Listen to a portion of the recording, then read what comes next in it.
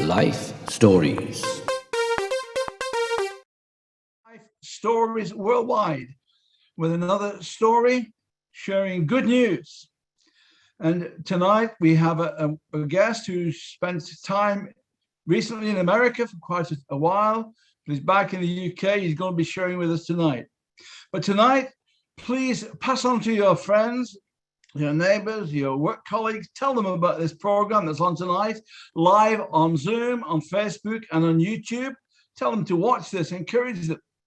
And if you have any prayer requests or any needs tonight, please contact us on our hotline. You can see the number on the screen, 0794 355 0287. Or if you're outside the UK, then you need to put +44 in front of that number.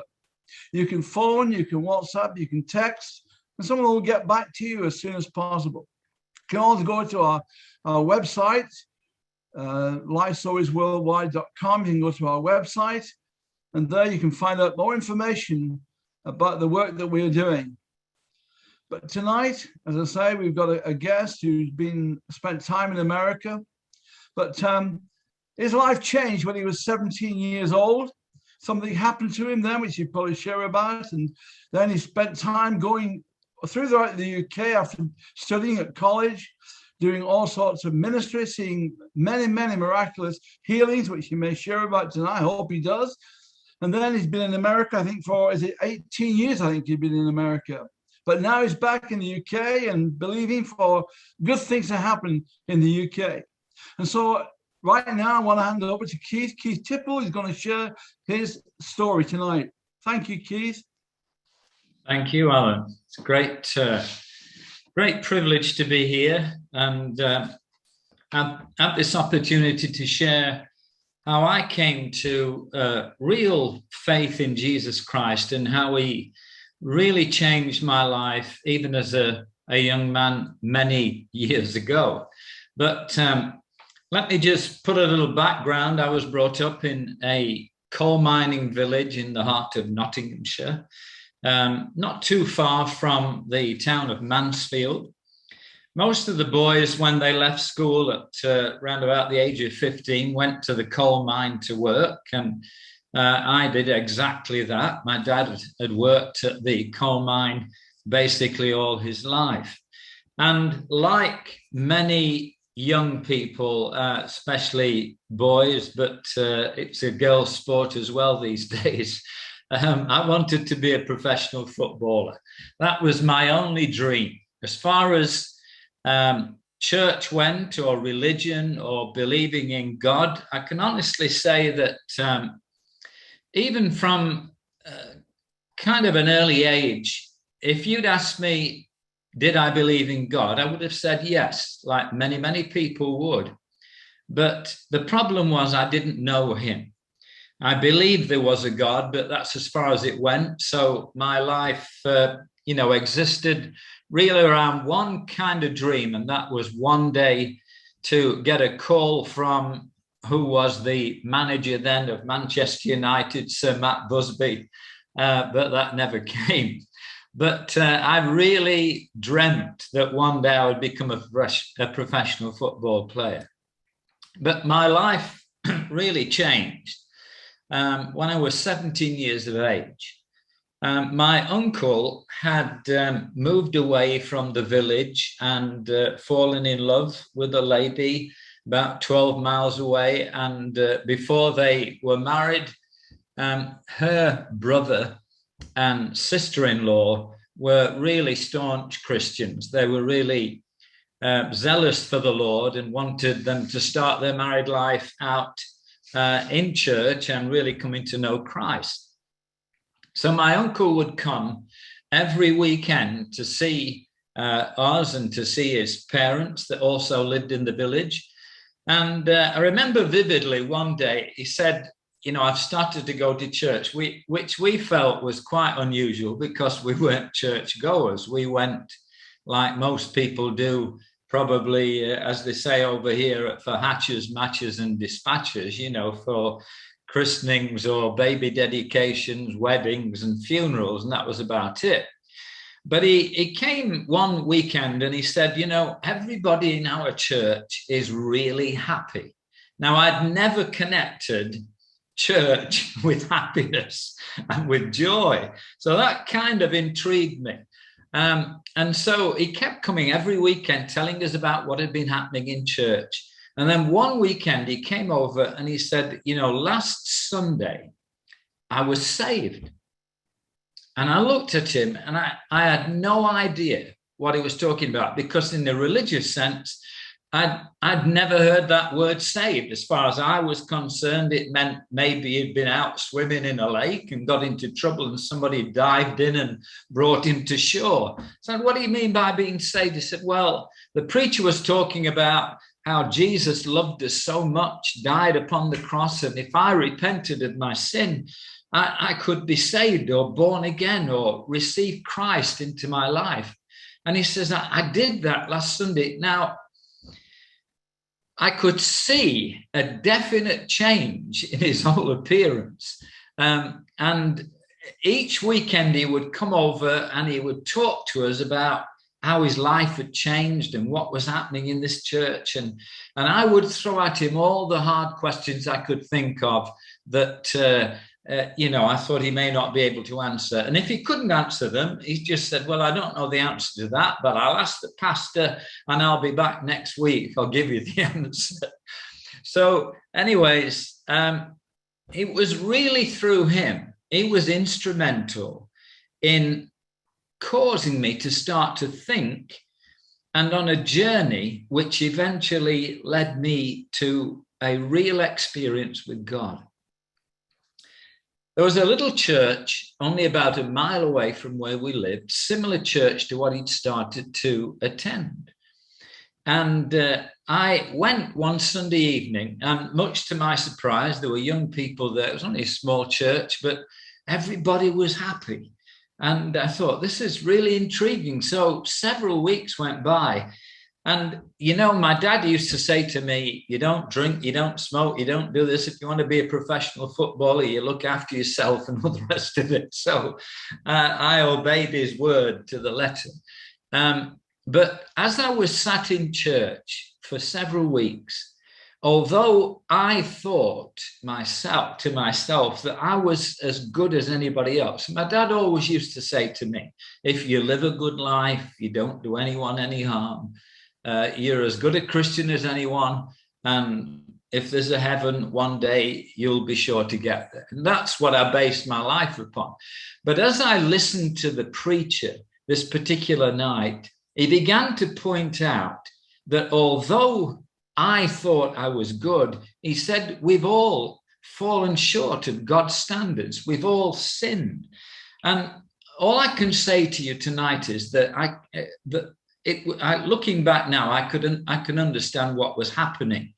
At that time, I couldn't, but all I could understand was I began to feel that I desperately needed God, and that God could come into my life, Jesus could save me, and that I was actually a sinner just as much as anybody else, in desperate need of the forgiveness and salvation and new life of Jesus Christ. I remember the date like it was yesterday. It was actually the 17th of October.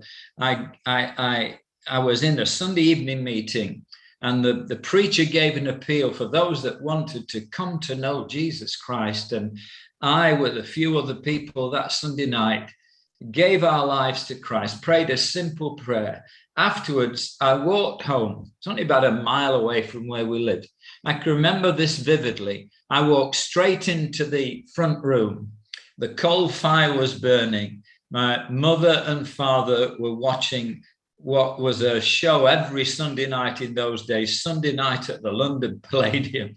And I stand in front of the TV set and I said, Mum, Dad, tonight I'd become a Christian. My dad says, just move away from the TV set, boy. It will pass. Whatever you've got, it will pass. But, you know, I began to talk to them. I began to pray for them. And I can honestly say tonight, within 12 months, my parents and grandparents had all come into a wonderful knowledge of the Lord Jesus Christ.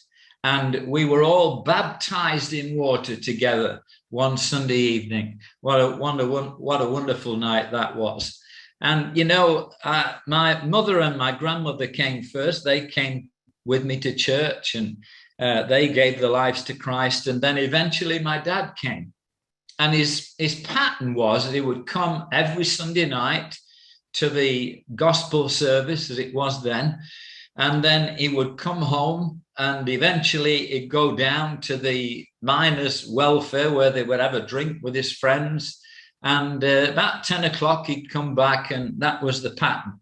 Well, this particular Sunday night, he'd listen to the preacher.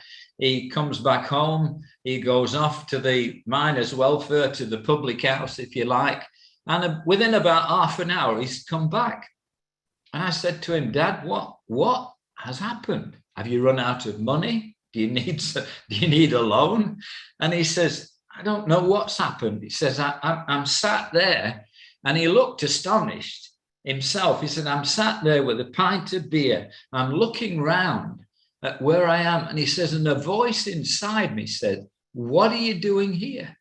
He says, you're not going to believe this. He says, I've left half a pint of beer and I'm never going in that place again. Well, that night, he had a vivid dream. You could really describe it as a nightmare, really. But he dreamt that he and I had gone to the coal mine, and we'd got on the elevator or the lift, or in those days they call it the cage. It was literally a cage that took the miners down to the pit bottom, 400 odd feet below. And he and I had got onto this elevator, this cage, with a number of other men, and it's going down slowly. The winding gear is starting slowly to go down. Then halfway down this pit shaft, if you like, the winding gear snapped, and so this cage was hurtling to the bottom to sudden death. And all these miners were crying out for fear. As they were, the top opens up in his dream, and I shoot up like an astronaut, and he's going further down, and he's shouting, Keith, Keith, Keith. And then at that moment, God in his dream says to him, Keith is saved. You're not. And he woke up in a cold sweat.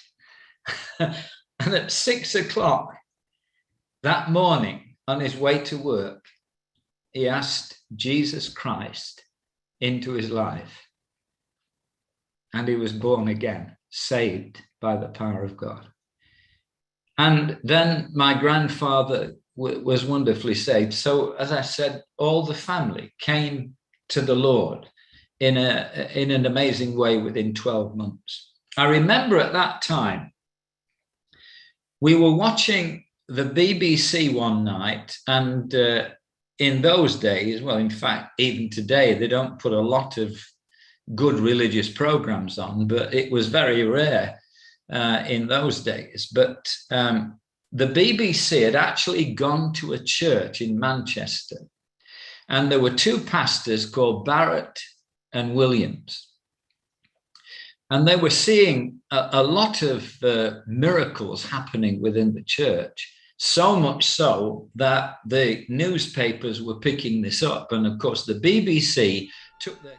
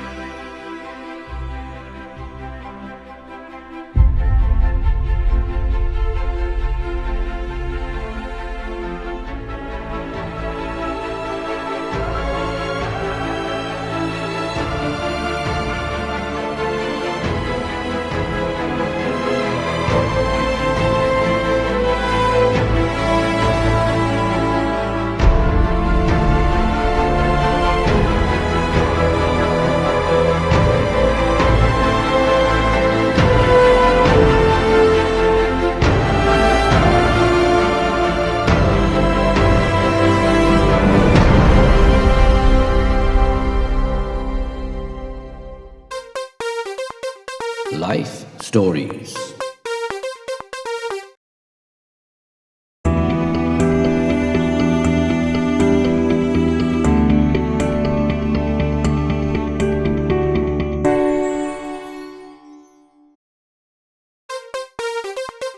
Life Stories.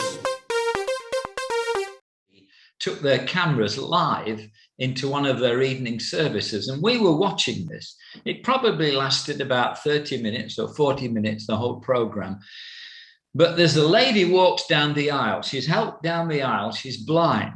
And Barrett and Williams, the two pastors, pray for her. And she falls to the floor, and immediately her eyes are opened and she can see. And other things were happening in this program. And when the program finished, I remember discussing this with my parents, and none of us were skeptical. We couldn't fully understand it. But looking back now, that had an impact in my life. And like many things, there's kind of little links in the chain that bring us to that point of where we really surrender our lives to Christ. And that really did have an impact on me. I think it must have been about a year or so later that two young men decided to take this documentary film around some of the churches around the country. And they were coming to a church in Mansfield one Friday night. So I thought I'd really like to see this again because it had impacted me. So I'm sat in this meeting, I watched this documentary again. And at the end of the service, the pastor said, we're now going to take up an offering for these two young men who were traveling the country, evangelizing, sharing the good news of Jesus Christ. And it was at that point that an inner voice, it's not an audible voice, but just an inner voice in my spirit, which I know was the voice of God. And the Lord said to me, this is what I want you to do. And that was when God called me to the ministry, and particularly to the ministry of evangelism. So I thought, what's the next step? And for me, it was to go to Bible college for 2 years.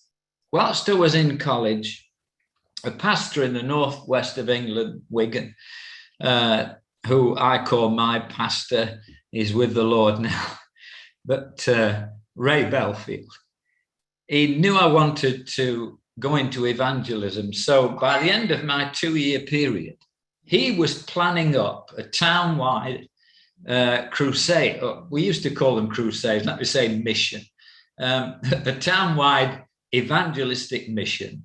And he was going to put a tent, 500-seater tent in one area of Pemberton, in another area for another week in Ince, and then it was going to come back into the church for a week. Well, we leafleted just about every home in Wigan. After I left college, I went up to assist the evangelist. And I remember that tent going up this particular night, and Ray looked at me and he said, do you think we could fill this tent? He was getting a little bit nervous. I said, sure, because I'd worked with this evangelist before. And by the time 7 o'clock came, the meeting was due to start at 7:30, people were filing in. And the tent, 500-seater tent, was, getting comfortably filled. All I can say to you tonight is that as the evangelist preached the gospel and prayed for the sick, from the opening night, God began to do some wonderful, wonderful miracles of healing. So much so that the newspapers came. And the following week, we were moving the tent over to a place called Ince, the other side of town. And we pitched this tent in between two public houses, the Fox Tavern, and I can't remember the other one, but it was in the car park. And there was a young woman, 30 years of age, called Sheila Horrocks. She was living in a little bungalow, little house, about 50 yards from where we pitched the tent. She sat outside in a wheelchair, waiting for that meeting to start. Her husband pushed her in. I can see him now like it was yesterday. He pushed her right to the front, left her there in the wheelchair, and he disappeared. He didn't want anything else to do with it. The tent fills up because the newspapers were picking up what was happening. And at the end of the meeting, as we prayed for Sheila, she'd broken her back in 6 places. She had asthma, angina, and epilepsy. And immediately she was prayed for. God wonderfully healed her. She stood up, she walked, she walked up and down the aisle. And most of the people, 90% of the people in that meeting were non-church goers. They'd never been in anything like it before. They were stood on the canvas chairs, whistling, cheering. They didn't know to shout hallelujah or amen. They were just so excited.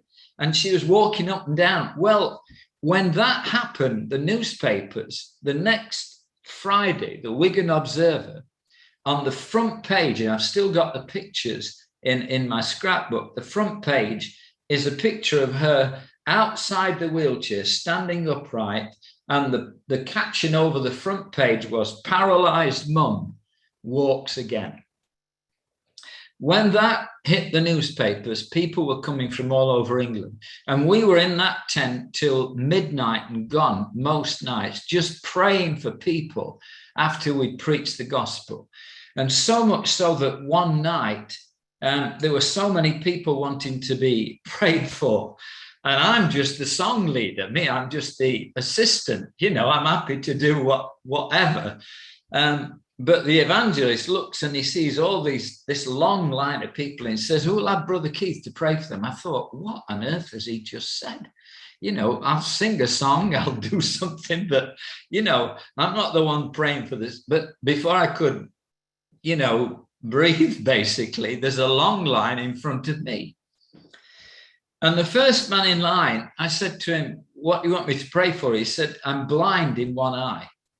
Well, all I can say is tonight that the atmosphere was absolutely electric, just with faith that somehow I didn't doubt. I just put my hand over his eye and prayed for him, and God instantly opens his eye. And that kind of thing was happening night after night after night. So the 3-week mission went on for 6 weeks.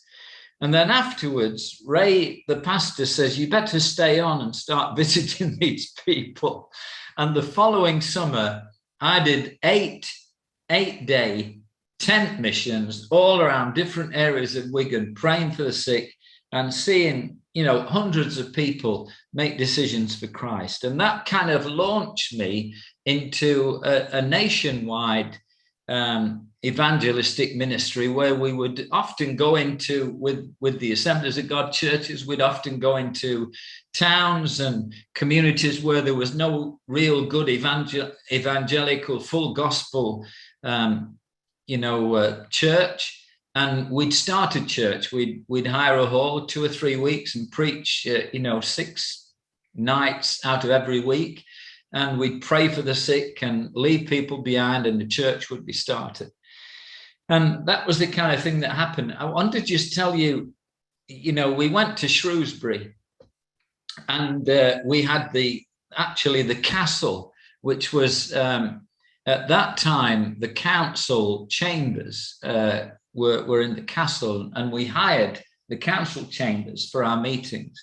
There was a ballerina came in one night with a collapsed lung that God wonderfully healed. Little girl with a twisted foot. But one night when we were in the town of Daventry, there was a family came from Coventry, and they brought a little girl, and she's in a wheelchair. She's probably about 4 or 5 years of age, and she's like a little, cabbage. She can't hardly talk. She can't really see much. She's got a brain tumor. Her parents said, she's only got weeks to live. Would you pray for her? And I said, of course we will. So at the end of that meeting, we prayed, and nothing. There was no visible signs of any improvement at all. And I just said to her parents, look, you know, let's believe God. We'll keep praying. And a year later, I was in a church in Coventry doing a mission. And just before the meeting started, one of the elders at the church came into the room that the back of the church and said, Keith, there's a gentleman would like to see you. I said, well, that's fine, you know, bring him in. So this gentleman comes in. He says, you probably won't remember me, but you probably would remember my daughter. And he described her. And of course, I couldn't forget her.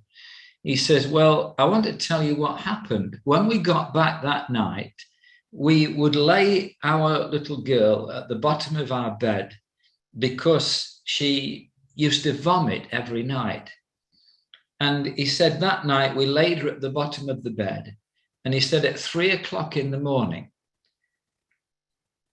she sits bolt upright and says, I'm not.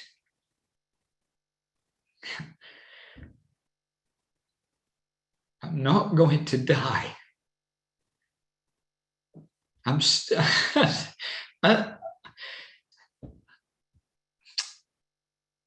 When I think about this, excuse me, I get emotional. He says, I brought her to see you. And from the back of the church up the aisle runs a 6-year-old little girl, wonderfully healed. He says, from that night, she started to get better. And thank God, the Lord had wonderfully and marvelously healed her. And, you know, it's just a privilege to see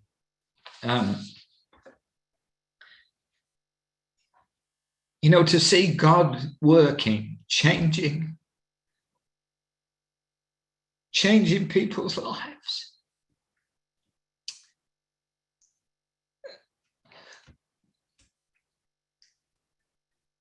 And tonight, you may be listening wherever you are in the world. And I want to recommend a wonderful, wonderful Savior to you. We have been so blessed over the years that, we've pastored churches in the Lake District, we've started churches, we've preached in many different countries all over the world. And, we've been so privileged because really I'm a nobody that God just took up and changed my life. But, we've been to Uganda many, many times, and we help to support about 18 village pastors. And in one little village, the pastor is really the kind of pastor of pastors, if you like, a little village in Kapiani.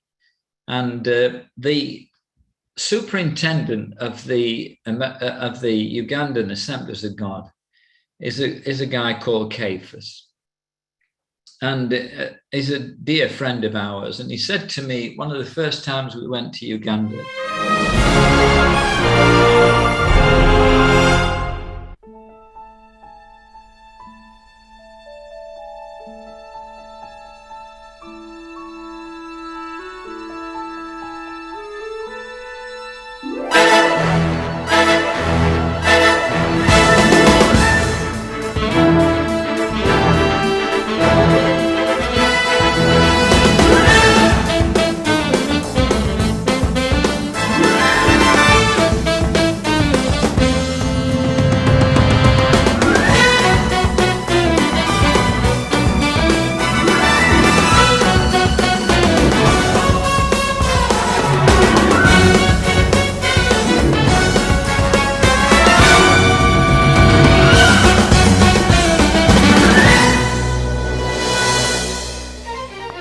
Life Stories.